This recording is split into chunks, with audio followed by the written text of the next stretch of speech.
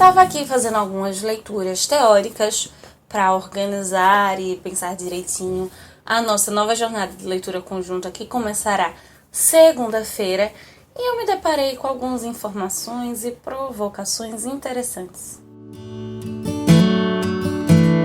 O que temos para hoje, Sanches e Dulcineias? Eu sou a Larissa Bertolino, você está no canal Uma Garota Quixotesca, onde nós nos propomos a conversar sobre literatura, buscando um pouco as relações que o Quixote estabelece da literatura com vários outros pontos do saber humano em todas as obras literárias e não literárias que nós lemos por aqui. E hoje, especificamente, eu quero conversar com você alguns resultados, algumas questões, provocações que vieram das pesquisas que eu estou fazendo para a próxima jornada de leitura conjunta. E, na verdade, nessa pesquisa, eu acabei me deparando com algumas questões, algumas coisas até engraçadas de produção de humor, como nós vimos no Regravando dessa semana, que me fizeram ter um pensamento talvez anacrônico, mas que vai nos ajudar a repensar um pouquinho como nós lidamos com a literatura hoje. O Incrível Club é um site na internet. Ele é dedicado à imaginação e criatividade. O Incrível Club foi concebido para despertar o desejo de criatividade, de criação nas pessoas. Eles têm testes, jogos, pesquisas, matérias, várias indicações de livros, várias coisas. Dentro desses materiais, eles têm uma matéria bem provocativa. Se os autores tivessem o WhatsApp. E eles escolheram exatamente autores de épocas, inclusive, onde nem sequer existia internet, quanto mais telefone, bem sem meios digitais e até analógicos mesmo, de comunicação. Como provocativo, como eles estariam respondendo. Só que dentro disso, quando eu estava lendo essa matéria, comecei a lembrar um aspecto específico da produção crítica literária, na qual eu tenho emergido um pouquinho nesses últimos dias, até mesmo pelo que eu estudei no mestrado. Nós vimos, num dos primeiros episódios da jornada de leitura conjunta do Grande Sertão Veredas, uma carta da Clarice Lispector ao Fernando Sabino, né, quando ela leu o Grande Sertão e compartilhando essa sua experiência com o seu amigo. Nós temos as diversas questões, as cartas entre o Cervantes e o Lope de Vega, não somente as cartas, mas os próprios teatros que um escrevia em resposta ao teatro do outro, ou até livros mesmo, poemas. Só das trocas de correspondência entre Mário de Andrade e Tarsila de Amaral há mais de 2, 3 livros.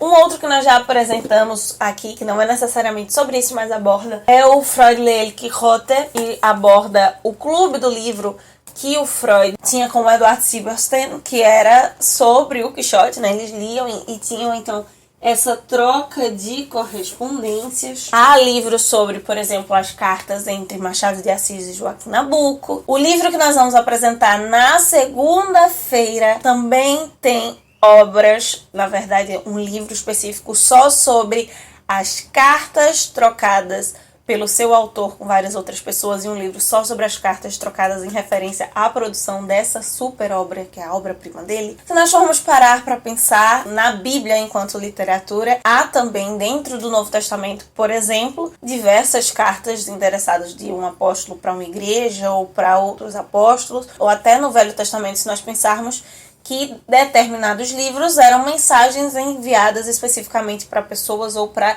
pessoas, grupos de pessoas em determinadas situações. Enfim, apesar de existir esse gênero específico, essa categoria de texto específico que são os livros de correspondência, há diversas questões que essas cartas vão abordar a depender da pessoa que as escreve, da pessoa que as recebe. Esses livros vão apresentar o processo de produção de uma obra literária, a recepção, a crítica, como é o caso da Clarice Lispector, claro, de modo mais informal, né, de terceiros sobre uma obra, ou simplesmente o processo de leitura, né, não especializado, uma crítica não especializada, mas a leitura de uma determinada pessoa sobre aquela obra, o simples compartilhamento de ideias, de pensamentos ou de sugestão de livros, o intercâmbio de ideias enquanto formação, pensadores que são importantes na elaboração de conceitos importantes dos outros, né? Conversas importantes entre diversos nomes da história foram determinados para a criação de conceitos importantes na nossa sociedade, cartas elogiosas ou não sobre este ou aquele livro, sobre este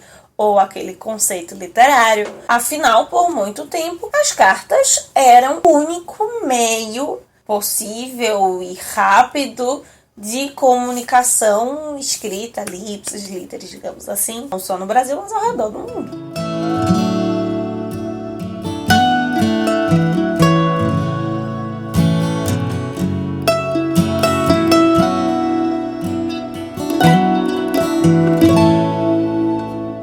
Se hoje, apesar que hoje literatura continua sendo produzida, claro, mas se nós teletransportássemos esses autores antigos, esses autores das épocas onde não existia internet, onde não existia rede social, para agora, aqueles que a historiografia considerou como mais excêntricos não teriam rede social alguma. As poesias concretas seguiriam como de certa forma hoje também, mas com outros nomes, explodindo no Twitter e no Instagram como poesia visual. Os românticos seriam mais melancólicos, então talvez estivessem mais no Twitter do que em outras redes sociais, ou o Tumblr continuaria bombando. Madame de Staël e o Schelling, por exemplo, provavelmente estariam aqui no BookTube, tecendo suas críticas sobre os novos autores, e se for parar para pensar, talvez no WhatsApp não teriam gravações de áudios, já que esses autores estariam interessados na palavra escrita, a não ser que eles tivessem um pezinho na música, como vários deles. Já parou para pensar, quando nós conversamos, às vezes, principalmente de modo informal, sobre literatura, ou naquelas aulas de literatura de um professor mais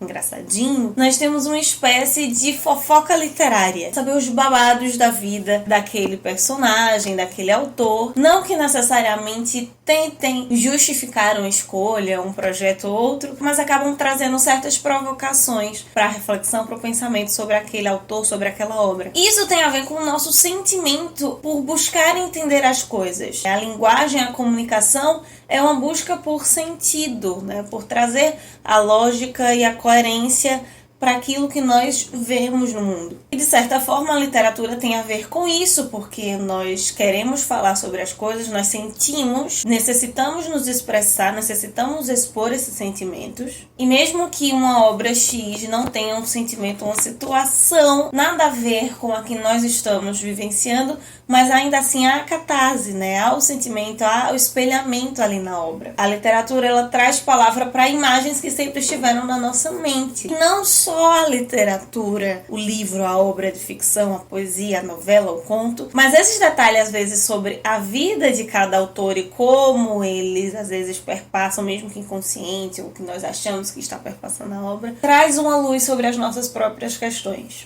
Até porque, em algumas determinadas situações, há esse choque que nos leva ao desenvolvimento, ao pensamento, que é situações semelhantes, sentimentos semelhantes, e um ser humano é capaz de mimetizar e transformar isso em arte, e o outro não. E, de certo modo, parte das nossas críticas às redes sociais, ao uso das redes sociais, tem a ver com uma certa categorização das coisas, um certo nível do que está acima e do que está abaixo, especialmente pensar que estes homens, essas mulheres, grandes literatos do passado, eles nos recriminariam por utilizar a rede social. Eu já falei isso aqui quando apresentei a Arte de Escrever do Arthur Schopenhauer, por exemplo. Só que é uma relação muito complexa, é uma relação com a comunicação e com o mundo muito única. Existem algumas outras problemáticas que nem passariam na cabeça desses homens, por mais que eles fossem brilhantes. E, de certa forma, além de ser comunicação, não é um lugar de produção textual, seja ela ficcional, porque há sim produção de ficção, de literatura nesses espaços, e daquilo que também não é literatura, mas é linguagem. Então, o ser humano não está ali, o espelhamento também não está ali, artístico também, de certo modo. E exatamente por isso, por ser novas concepções, novas percepções de linguagem, a percepção de mundo que nós temos através das redes sociais é outra. Nós elaboramos a nossa visão de mundo hoje, em grande parte, pelas mídias. Nós somos uma sociedade extremamente midiática. Não à toa estamos aqui conversando sobre literatura, sobre coisa séria, pela internet, sem eu jamais ter te visto. E sem você saber que essa pessoa que está falando com você agora é exatamente assim como eu sou, se eu sou apenas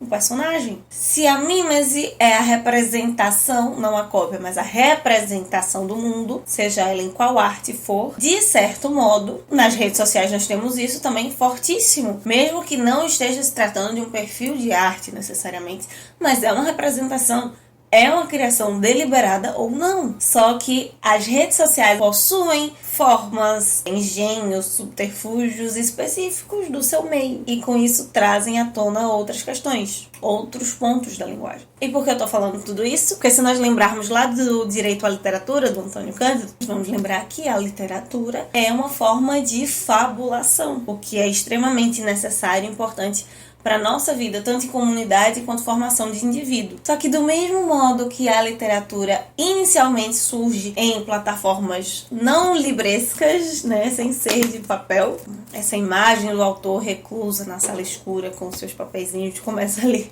no romantismo, ou pelo menos é intensificada, né, durante o romantismo, perdurou até hoje, mas a literatura nasce com o Rapsodo no meio da feira, nas histórias de terror ao redor da fogueira, dos mitos sendo contados no tempo, sendo representados nas arenas, porque nós sempre tivemos essa necessidade de mimetizar, de dar cor, forma, nome a tudo o que é humano, tudo o que faz parte da nossa identidade humana. E para que isso se torne em forma, precisa ser debatido, precisa ser compartilhado, mesmo que não seja elaborado necessariamente por duas mentes, mas é necessário o diálogo para a formulação da palavra. Isso necessitou ser elaborado, pensado por quem viveu a literatura, por quem vive a literatura, desde o Aristóteles até o Harold Bloom, passando pelo José de Alencar, pela Carolina de Jesus e tantos outros. É através da troca, da conversa, do compartilhamento, da comparação mesmo entre as mimeses pelas cartazes que nós vivemos e vamos compartilhando um com os outros, que não somente surge a recepção, percepção, a valorização dessa ou daquela obra na nossa sociedade ou na nossa individualidade, mas a própria criação de novas obras sobre essas mesmas histórias e criações que seguem nos impactando mesmo que fora da biblioteca. Enfim, isso na verdade é um fruto de algumas conversas que eu tive nesses últimos dias com o meu tio, que também é da área de literatura, pelo impacto do que o Grande Sertão Veredas representou para mim nesses meses, e que na verdade não tem um ponto final. Esse vídeo novamente é mais uma provocação para que você também pense e veja a literatura no seu espaço, no seu lugar. Na próxima semana, na sexta-feira, nós vamos ter uma espécie de experiência com esse impacto, com essa relação com a literatura mais física, mais palpável, com método científico sendo aplicado, tá bom? Não reproduzindo pesquisas, mas fazendo aqui com você, e a gente vai compartilhar isso. Então é isso, meus queridos cavaleiros andantes. Me conta aqui como você se relaciona com a literatura fora dos meios convencionais do livro, da biblioteca, das aulas de literatura, tá bom? Nos vemos segunda-feira para conversar sobre a apresentação dessa nova jornada de leitura conjunta que durará somente um mês. Enquanto isso, que possamos sair da biblioteca e ver muito além dos moinhos de vento. Valeu!